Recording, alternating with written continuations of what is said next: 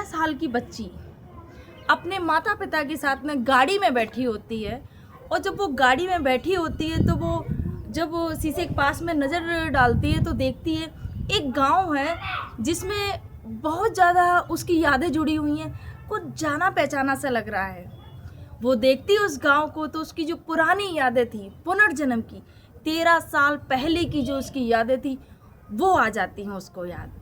और बस वहीं पर अपने पापा से बोलती है, पापा गाड़ी रोकिएगा, ये मेरा घर है, यहाँ मेरे पिताजी रहते थे, यहाँ मैं रहती थी और मुझे अपने घर जाना है। पिता भी चौंक जाते हैं, क्या बोल रही है बच्ची। और उसके बाद में उनके पिता ने गाड़ी रोकी। उस महिला ने, जो उनकी माँ थी, उन्होंने, जो कि बिटिया अपने पिता का नाम बताया करती थी हमेशा, एक बुजुर्ग व्यक्ति से पूछा कि दीनानाथ जी यहीं रहते हैं क्या? वो एक किसान है, मेरी बेटी हमेशा बताती है। उन्होंने बोला हाँ। उसके बाद में क्या हुआ, जो पूरी कहानी है आप सुनकर चौंक जाएंगे। पुनर्जन्म लेकर एक बेटी ने अपने पिता को कैसे इंसाफ दिलाया, क्या है पूरी कहानी आइए जानते हैं पूरी कहानी। आप सभी को मेरा प्रणाम, मैं सरिता राठौर। कैसे हैं आप सभी? आशा करते हैं आप सब अच्छे होंगे, अपना और अपनी फैमिली का ध्यान रख रहे होंगे। फ्रेंड्स, पुनर्जन्म की कहानियाँ, विज्ञान भी इन पर हैरान रह जाते हैं कि ऐसी ऐसी स्टोरियाँ जो एकदम चौंका देने वाली होती हैं, लेकिन ये सच्ची घटनाएं होती हैं जो मैं आप सभी के समक्ष लेके आती हूँ। आज की उत्तर प्रदेश की ये कहानी है रामपुर गांव। वहाँ पर एक किसान, 2 भाई होते हैं, और जो किसान था 2 भाई को बहुत अच्छा परिवार था, लेकिन यहाँ पर एक जो छोटा भाई था उसकी पत्नी नहीं रही थी, और एक बेटी थी जो कि 10-11 साल की बेटी थी। उसके साथ में अपना जीवन यापन करते थे। बेहद ही ईमानदार और भगवान भोले के भक्त थे। वो भगवान की पूजा करते, जो भी खेती में होता बस उसी से अपना जीवन यापन करते, लेकिन अपने बड़े भाई से बहुत प्रेम किया करते थे। कुछ भी अगर बड़े भाई को ज़रूरत है तो अपने हिस्से का भी अनाज उनको दे दिया करते थे, बेच दिया करते थे, ताकि मेरे भाई को कोई भी प्रॉब्लम ना हो, परेशानी ना हो। बहुत प्रेम था अपने भाई से। एक दिन क्या होता है कि बहुत ज़्यादा, जो एक बार खेती में कुछ भी नहीं हुआ और हालात बहुत ज़्यादा घर के ख़राब हो जाते हैं। जब घर के हालात ख़राब हो जाते हैं तो महादेव से प्रार्थना करते हैं कि बाबा कुछ तो करो बाबा, बहुत ज़्यादा परेशान। और भोले के भगत थे, हमेशा भोले बाबा से प्रार्थना करते थे, कुछ ज़्यादा नहीं चाहिए, बस 2 वक्त का भोजन अच्छे से मिलता रहे, बस ऐसे ही जीवन कट जाएगा आपकी भक्ति में। और एक दिन सच में उनके जीवन में चमत्कार हो जाता है। खेत पर जाते हैं, क्योंकि किसान व्यक्ति थे, दीनानाथ जी किसानी करते हैं। एक दिन क्या करते हैं कि जो खेत पर जो एक्स्ट्रा जो जगह थी वहाँ पर खोदते हैं, वो फावड़े से खुदाई करते हैं कि इसको थोड़ा सा लेवल पे कर देते हैं सही से। उसी समय जब वो फावड़े से उस ज़मीन को खोद रहे थे, तभी जैसे ही फावड़ा लगाया खरने से आवाज़ जाती है। जैसे ही आवाज़ हुई तो चौंक जाते दीनानाथ जी, अरे ये क्या हुआ, कैसी आवाज़ है ये। तो फिर उन्होंने देखा, हाथ से उसको करने की कोशिश की, फिर फावड़ा साइड में रख दिया और उस जगह को हाथ से ही करोदना शुरू कर दिया, उसको खोदना शुरू कर दिया। तब जाके उन्होंने देखा कि उसमें सोने और चांदी के सिक्के भरे हुए हैं। जब उन्होंने देखा कि सोने की असरफियाँ हैं उसमें घड़े में, तो बहुत खुश हो जाते हैं और भोले बाबा को धन्यवाद देते हैं कि आपने हमारे दिन बदल दिए, हमारी गरीबी दूर कर दी। और खुशी से उस घड़े को लेकर जाते हैं अपने भाई के पास में और अपने भाई को दिखाते हैं, उनकी पत्नी, सारे लोग बहुत खुश हो जाते हैं कि यहाँ पर इतना सारा सोना मिल गया है। बेटी भी बहुत खुश है, मासूम सी बच्ची, 10 साल 12 साल छोटी सी बच्ची। यहाँ पर बच्ची की माँ नहीं थी, लेकिन दीनानाथ जी ने कभी भी बच्ची को कमी महसूस नहीं होने दी। हमेशा अपनी बच्ची का ध्यान रखते थे, हमेशा अपने साथ में ही उसको रखना, बहुत प्रेम करते थे। यहाँ पर जब भाई को दिखाया जाता है धन, उनकी पत्नी को दिखाया जाता है, तो वो चौंक जाते हैं इतना ज़्यादा कि इतना सारा धन, इससे तो पूरा जीवन कट जाएगा, हम तो एकदम राजा महाराजाओं वाला जीवन जी लेंगे, इतनी सारी सोने की असरफियाँ हैं। उनके मन में लालच आ जाता है। पत्नी बोलती है क्यों ना अपने भाई को ख़त्म कर दो, क्योंकि ये जब वो नहीं रहेंगे तो ये जो पूरा सोने का जो घड़ा है वो हमारा हो जाएगा और उसके बाद में हम राज करेंगे, इनका कोई हिस्सा ही नहीं रहेगा। यहाँ पर उस भाई के मन में भी लालच आ जाता है, क्योंकि जो छोटा भाई जितना प्रेम करता था ना बड़े भाई से, उतना बड़ा भाई छोटे से प्रेम नहीं करता था। यहाँ पर जब पत्नी ने ये बोला तो वो राजी हो जाते हैं और एक रात को ये प्लान बनाते हैं, क्योंकि ये जो सोने मिलने की बात थी ओनली भाई को पता थी, उनकी पत्नी को पता थी और दीनानाथ जी को और उनकी बच्ची को, बाकी किसी को इस घटना के बारे में कोई जानकारी नहीं थी कि इनको सोना मिला हुआ है। अब ये क्या करते हैं कि रात में प्लान बनाते हैं और जब सो रहे होते हैं वो दीनानाथ जी, उसी समय ये उनकी हत्या करते हैं जाके। जब उनकी गला दबा रहे थे, जब हत्या कर रहे थे, उसी समय जो बच्ची होती है, बच्ची जाग जाती है और बच्ची बोलती है कि मेरे पिता को मत मारो, मेरे पिता को छोड़ दो, छोड़ दो। लेकिन दोनों के मन में बिल्कुल भी रहम नहीं आता है और उस पिता को मार देते हैं उस बच्ची के सामने ही। अब जब पिता को मार देते हैं तो जो बच्ची थी वो देख लिया था उसने, वो चिल्ला रही थी कि छोड़ दो मेरे पिता को, छोड़ दो, लेकिन वो नहीं छोड़ा उन्होंने। और उसके बाद में अब जब भाई को मार दिया उसके बाद में उनके ख्याल आया कि बच्ची ने देख लिया है, ये बच्ची कहीं किसी और से ना कह दे, इस वजह से बच्ची को भी ख़त्म कर दो।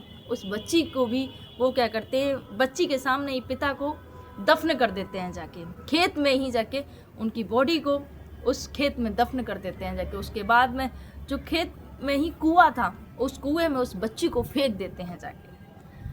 अब जब बच्ची को फेंक दिया, बच्ची नहीं रहती है, दूसरा कोई नहीं था उनके जीवन में, भाई था, और इस घटना को वो दिया गया कि ऐसे ऐसे करके घटना हो जाती है, कुछ नहीं होता है। यहाँ पर कोई देखने सुनने वाला नहीं, कोई पूछने वाला नहीं। और यहाँ पर ड्रामा भी कर दिया जाता है कि ऐसे ऐसे भाई का पता नहीं, बच्ची का पता नहीं, क्या हुआ क्या नहीं हुआ।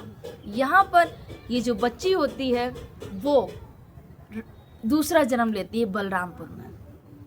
अब जब बच्ची का जन्म होता है वहाँ पर, अब बच्ची जैसे ही बड़ी होती है तो वो हमेशा यही बोलती है मेरे पिता को मत मारो, मेरे पिता को छोड़ दो, छोड़ दो मेरे पिता को, और हमेशा एकदम से डर जाती है। उसके माँ बाप परेशान हो जाते हैं कि मेरी बच्ची को क्या हो गया है।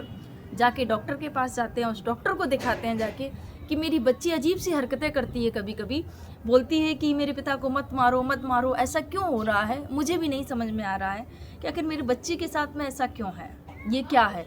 अब जब डॉक्टर भी दवा देते हैं, जानने की कोशिश करते हैं, पूछते हैं, लेकिन कुछ भी नहीं उनको समझ में आ रहा था आखिर है क्या, ये क्यों है, ये क्या हो रहा है। इसके बाद में क्या होता है कि धीरे धीरे उनका जो पिता थे उनका ट्रांसफ़र हो जाता है लखनऊ से। जब उनका ट्रांसफ़र हो जाता है बलरामपुर से, तो उस जब जा रहे थे रास्ते में तो वो जो गांव पड़ जाता है वही गांव मिलता है। बेटी उस रास्ते को बखूबी निहारती थी, बखूबी जानती थी।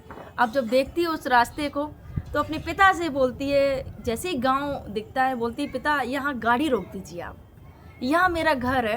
पिता चौंक जाते हैं, बच्ची कैसी बातें कर रही है।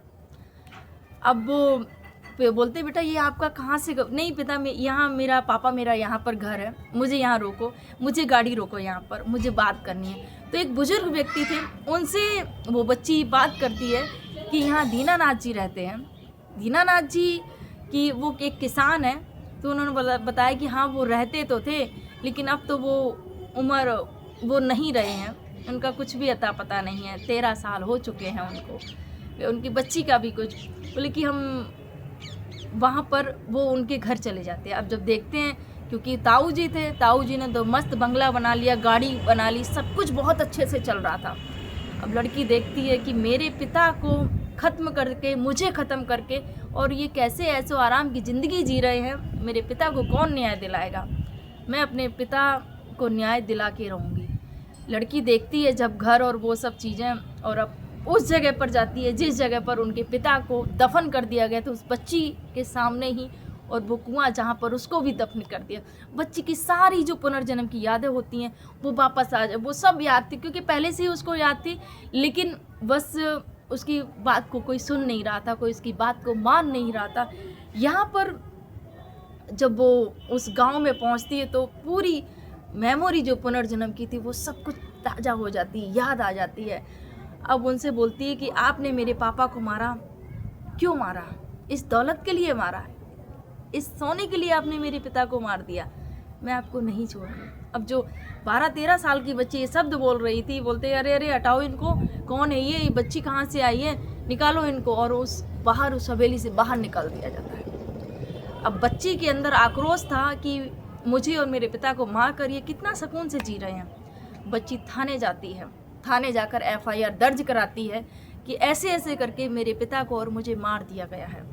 अब जब थाने में FIR दर्ज होती है, पुलिस आती है घर पर कि ये FIR हुई है आपके खिलाफ, तो उसके जो ताऊ जी थे बोलते हैं कि अरे ये पुनर्जन्म जैसी चीज़ों पर कोई वो नहीं होता है, ये सब झूठी घटनाएं होती हैं, और क्या सबूत है कि मैंने इसके पिता को मारा है और मैंने इसको मारा है, सबूत बताइएगा।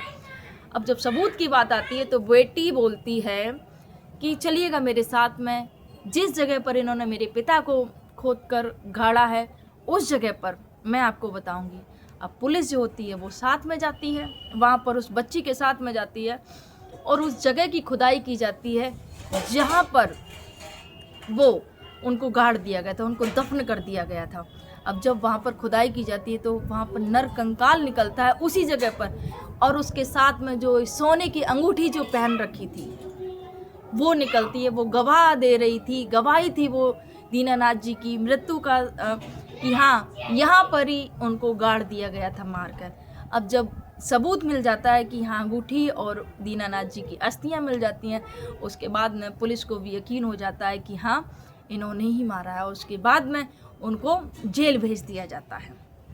उनको उनके कर्मों की सज़ा, वो मासूम सी बच्ची जो कि 12-13 साल की बच्ची ने पुनर्जन्म लेके अपने पिता के दोषियों को और अपने दोषियों को सज़ा दिलाई।